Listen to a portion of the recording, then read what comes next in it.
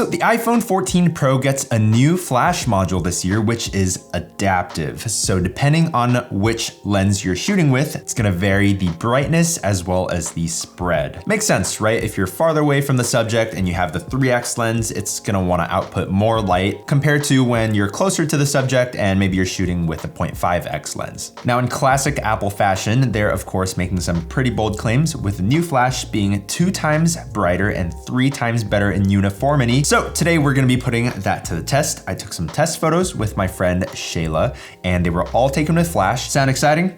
Let's get into it.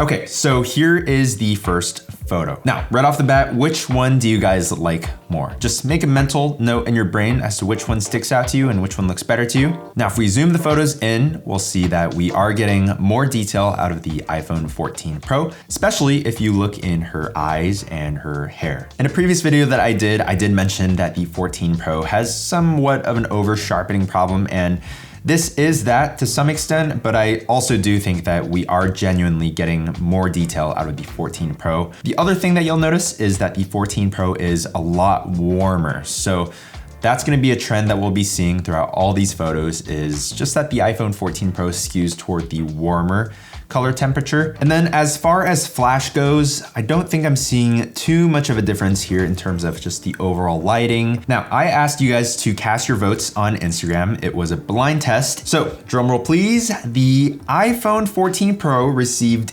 84% votes. 13 Pro received 16% votes. It's a big landslide. The iPhone 14 Pro takes the people's choice. But yeah, let's move on to the second photo.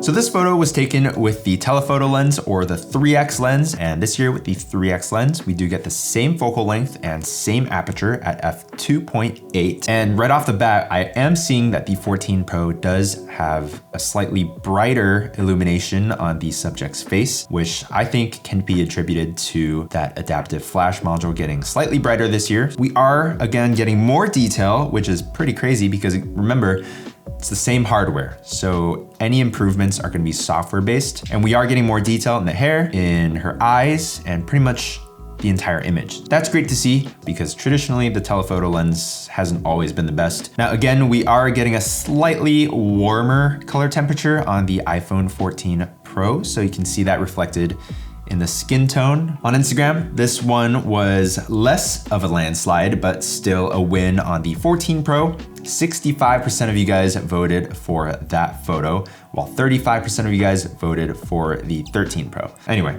let's move on to the third photo. Now, if you guys are enjoying the video so far, make sure to leave a like down below and consider subscribing to the channel. I love making these videos, and subscribing definitely means a lot to me and helps the channel out a ton. Now we covered the 1x, we covered the 3x, now it's onto the ultra wide.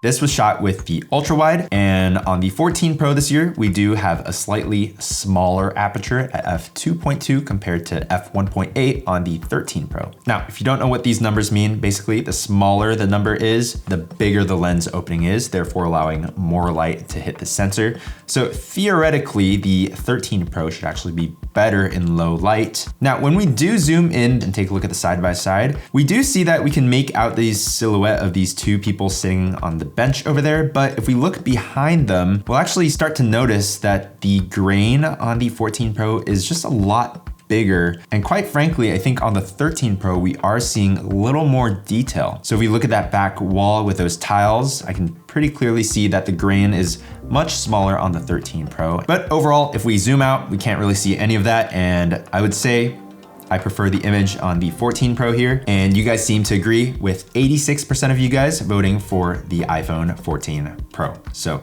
another landslide victory for the 14 Pro. It seems like Apple has figured out that consumers generally prefer a warmer image, so that's the way that they're skewing now. So that said, let's move on to the next photo.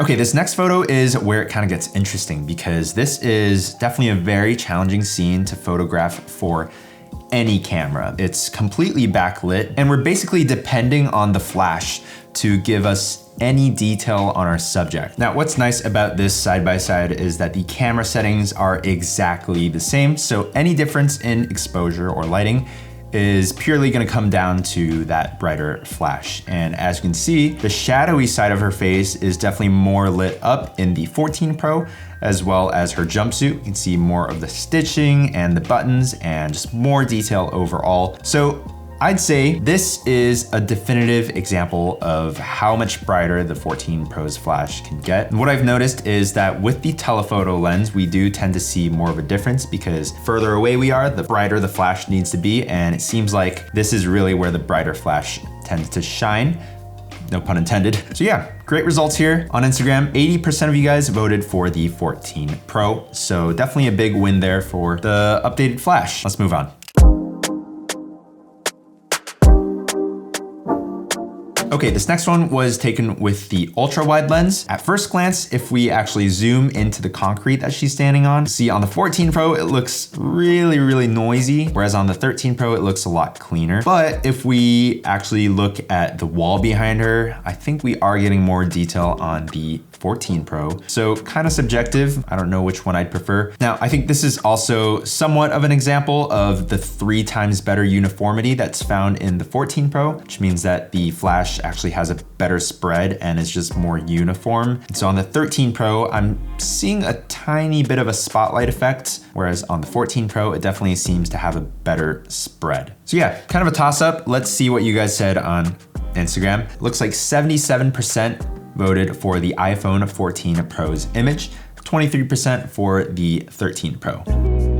Now real quick, this video is sponsored by Ankerwork. If you need a webcam for your setup but don't have a lot to spend, the C200 is a pretty capable HD webcam that comes in at a pretty affordable price. It's got autofocus, which is useful for close-ups, stereo mics for noise cancellation, and a built-in privacy cover for when you aren't using the webcam. Now what blows me away with this webcam is its audio. I'd say it sounds pretty crispy for a low-budget webcam. If you don't currently have a webcam, maybe for your PC setup, the C200 is definitely worth looking into. Now, if you're looking for a more premium option, Ankerwork does sell the B600, which has 4 microphones, a built-in light, as well as some controls right on the device for muting, unmuting, as well as adjusting the brightness of the light and to turn it on and off. The B600 also has 2 speakers, which has been great for my gaming PC since I don't actually have a pair of speakers on that setup. If you're interested in any of these webcams, links will be down below. All right, back to the video.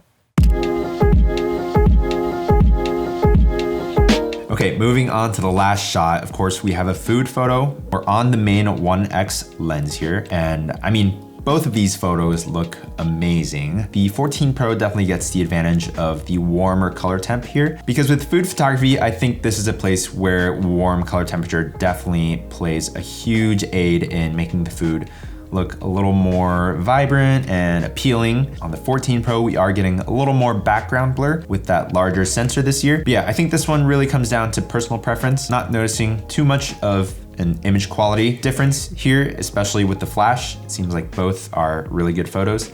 So I'm gonna say the 14 Pro definitely wins here. I think with food photography, definitely wanna be a little warmer, and 72% of you guys voted for the 14 Pro.